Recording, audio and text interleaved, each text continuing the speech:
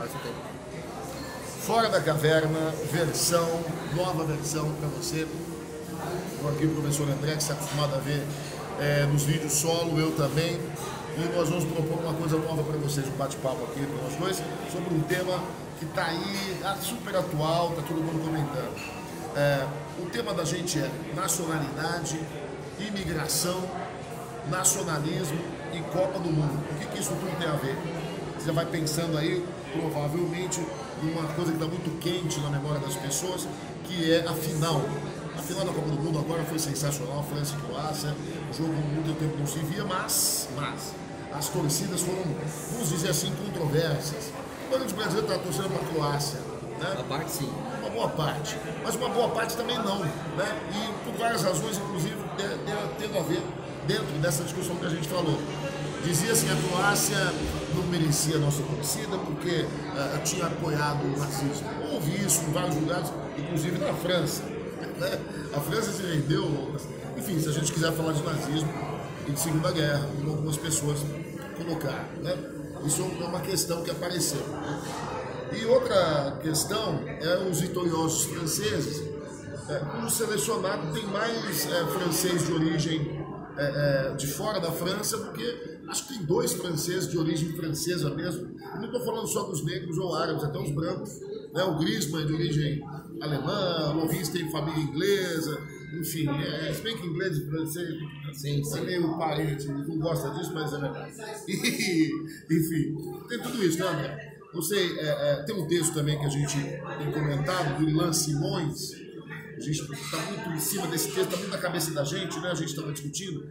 Saiu na UOL esses dias, né? Que também fala sobre isso, né? O selecionado francês e a questão do nacionalismo. Os vitoriosos da seleção francesa e a questão do nacionalismo, da nacionalidade, ele fala. Vamos discutir a nacionalidade. Existe o nacionalismo, né?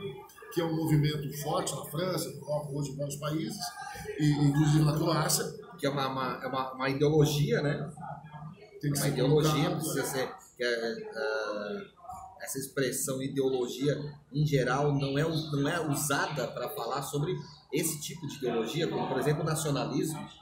Né? Aliás, uma coisa irônica no nosso vídeo, né? Nós estamos aqui no Conjunto Nacional, aqui na Paulista, em São Paulo, né? E eu achei interessante da gente estar aqui, né? Porque o que é o nacional, né? E a gente estava conversando um pouco sobre isso, né? E eu me lembro também de um texto, você mencionou aí o texto do Ilan Simões, mas tem uma obra clássica nessa temática do nacionalismo, que é o livro As Comunidades Imaginadas, né? Do Benedict Anderson, que por sinal era filho de pais chineses, aliás, filho de pais britânicos.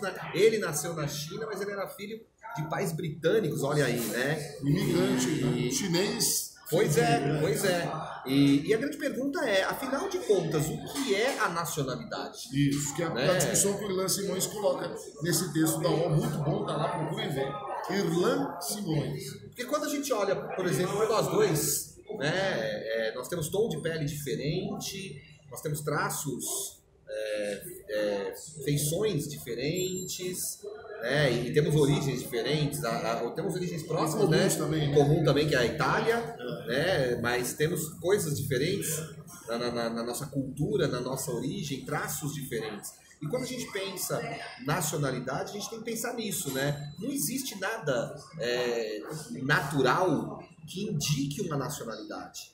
Então, por exemplo, não há nada natural que diga que somos brasileiros. Comunidade imaginada. Exatamente.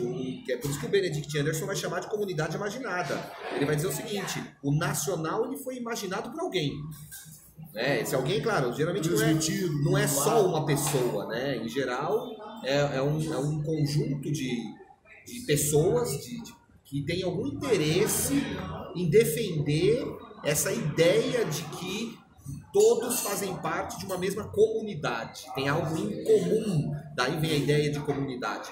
E isso veio muito à tona agora com a final da Copa, porque quando a gente olha, por exemplo, para a seleção da França, a gente tem ali origens, né, por parte dos jogadores, origens que não são propriamente francesas, né? O principal jogador, o Mbappé, o francês, sim, nascido na França, filho de uma argelina e um senegalês, origins mistas.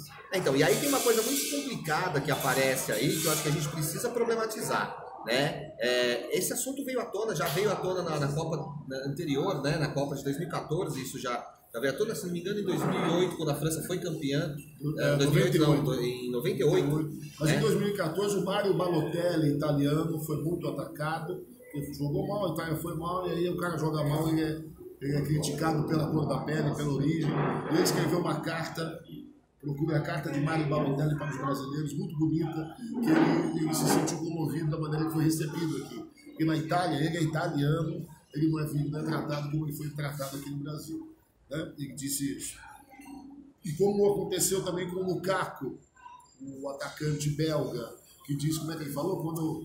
A frase dele foi mais ou menos assim, né? Quando vai tudo bem, ele é chamado de atacante belga.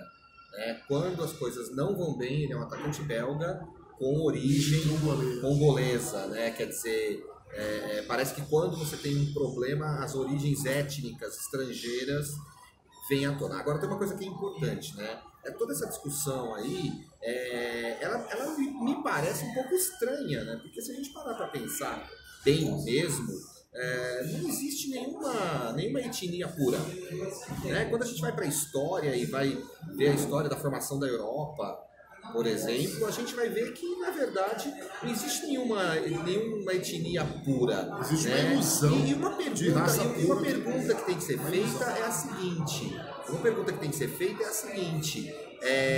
Por que se fala, por exemplo, de uma França multicultural? Porque tem muitos jogadores cujos pais são imigrantes, os pais, não são os jogadores são nascidos na França, portanto são franceses, mas tem origem, os pais deles são estrangeiros, a maioria de origem do continente africano, alguns também de religião muçulmana, e aí dá para perceber que essa questão do nacional e esse problema da mistura, né, ela aparece justamente quando você tem esses grupos envolvidos, né, africanos, árabes, no caso da Europa, isso é muito forte, árabes muçulmanos especialmente, né, como no Brasil também. A gente geralmente tem um problema com o imigrante, quando o imigrante é latino-americano, né? Então quando ele é boliviano, quando ele é colombiano, peruano, haitiano, aí é um problema, é complicado, tá roubando nossos empregos, né? São sujos, estão trazendo doenças. Agora a nova moda é falar que o sarampo voltou por causa dos venezuelanos, né? Só que a gente não tem a mesma preocupação, a gente não vê como estrangeiro, como imigrante, como aquele que veio, o francês, o italiano, o estadunidense, né? A gente não vê do mesmo jeito. E isso também acontece na Europa. Então a gente ouve falar uma França multicultural. A minha pergunta é, mas então a Inglaterra não é multicultural? A Polônia não é multicultural? A Alemanha não é multicultural? A Espanha não é multicultural? Quantas línguas e dialetos se falam na Espanha? Quantos dialetos se falam na Alemanha? Quantos dialetos se falam na Itália? E a formação desses povos, a formação desses povos, quando a gente vai estudar lá no período medieval, que é quando começa a se formar a maioria desses reinos, você tem, por exemplo, Portugal. Vamos pegar Portugal aí, Cristiano Ronaldo, aquela coisa toda, né? Bom, para começar, Cristiano Ronaldo não é português, de fato, porque ele nasceu na Ilha da Madeira. Então ele não é português. Tudo bem, a Ilha da Madeira é um território de Portugal, tá, mas é outro lugar. Então tem outra cultura, outros costumes. É diferente. Então ele já não é português. Agora, isso ninguém questiona. Tem essa outra questão também. Em Portugal também há essas questões. Há essas questões. Uma questão é o lisboeta, outra questão, você tem a questão do ribatejo, ao norte de Portugal, que inclusive falam um português diferente do pessoal do sul, como aqui no Brasil, que a gente tem o português aqui do Sudeste, e o português de São Paulo, o português do Rio de Janeiro, o português de Minas, tem o português do Nordeste, do Sul, quer dizer, em lugar nenhum do mundo a gente vai encontrar uma pureza étnico-racial. Então acho que a questão da nacionalidade aí, a gente precisa olhar com certo cuidado, tomar cuidado porque a gente está reproduzindo esses discursos, né, de que a França eu vou até fazer aqui um meia-culpa. Eu mesmo cheguei a dizer, né, que estava torcendo para a França porque era uma seleção africana, né, e não é uma seleção francesa, uma seleção europeia. Eles falam francês, eles foram criados na França, eles têm costumes franceses, né? E falando nisso, vou citar duas pessoas. A Angela Merkel, que disse: todos nós alemães um dia viemos de algum lugar para a Alemanha, reconhecendo a sua origem, as invasões bárbaras, os reinos antigos. Quer dizer, o discurso da raça pura, que inclusive na Alemanha foi muito forte na época de Hitler, né? Ele não faz sentido. Um cara importante, Tariq Ramadan, é um filósofo suíço, né? Sua família é de origem egípcia, mas ele é nascido em Genebra, e ele diz isso, né? O que é ser europeu? Eu nasci na Suíça, escrevo na língua local, em francês no caso, sou professor da Universidade de Genebra, penso em filosofia, ele é um filósofo europeu. Por que eu não sou europeu? Porque eu tenho um nome muçulmano, uma origem muçulmana, porque meus pais nasceram no Egito, né? Então, o que é ser europeu hoje? O que era ser europeu há 100, 200 anos atrás, o que é hoje? Vai mudando, né? Com o fenômeno aí da globalização, né, depois da queda do Muro de Berlim, da década de 90, da globalização, a gente passa, as fronteiras não existem mais. O trânsito é maior. Existe um movimento justamente de reação a isso, que dá para entender. As pessoas querem ser o que elas têm sido. Então eu tenho sido francês, eu tenho sido brasileiro, eu tenho sido isso, aquilo, aquilo outro. Sim, existe a cultura local. Mas o que a gente está dizendo é que você tem a sua cultura, a sua identidade, você pode gostar dela. Se bem que o brasileiro, eu não sei se gosta tanto assim da sua cultura, whatever, né? Digamos. Que é uma coisa para um outro texto, a gente discutiu um pouco esse nacionalismo à brasileira, né? Só um comentário sobre isso, é que é muito interessante esse nacionalismo brasileiro, porque ele é um nacionalismo baseado no quê? Em vestir verde e amarelo, por exemplo, agora na Copa, muita gente falou isso, né? Não, você tem que acreditar no Brasil. Quem não torce para a seleção não acredita no Brasil. As pessoas acham que acreditar no Brasil é torcer pela seleção, vestir verde e amarelo, cantar o hino nacional, carregar a bandeira do Brasil, e no entanto são pessoas que não valorizam a própria cultura local, não valorizam a música brasileira, o cinema brasileiro, a literatura brasileira. Geralmente preferem preferem aquilo que vem do exterior do que aquilo que é cultuado no Brasil, né, que tem suas raízes aqui. Então vale a pena gostar disso, né? Isso é algo que vale a pena se importar com essas coisas, né? Conhecer, valorizar, vale a pena. E de repente, não é porque globalizou que eu vou querer deixar de ter essas coisas comigo. Sim, eu entendo você quando você pensa isso, as pessoas que pensam assim. Mas em cima disso surge um movimento de uma certa reação a esse trânsito maior de cultura, de informação e de pessoas que aumenta com a globalização e que infelizmente é inevitável, né? Infelizmente ou felizmente, tanto faz.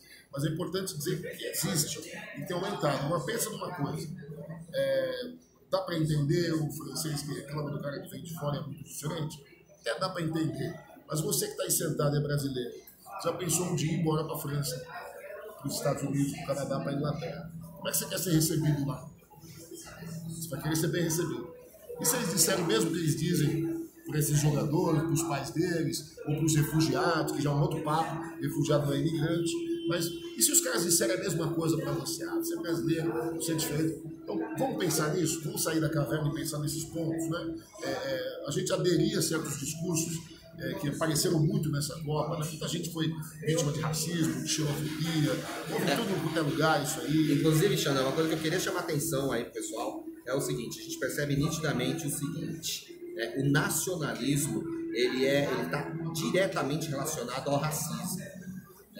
O Irlan Simões, no seu texto aí, né, ele fala isso, ele fala assim que a conclusão dele é a seguinte, que o problema na França ou na Croácia ou em qualquer outro país com os imigrantes é por causa da sua cor, dos seus costumes, né, e da sua religião. Então, se o cara é muçulmano, se o cara é não branco, né, se o cara é muçulmano, ele não é visto como europeu. E, portanto, ele é visto como francês, como português, como espanhol, enfim, como alemão e tal. Então, assim, para a gente perceber que o nacionalismo, e isso vale na Europa como também vale no Brasil.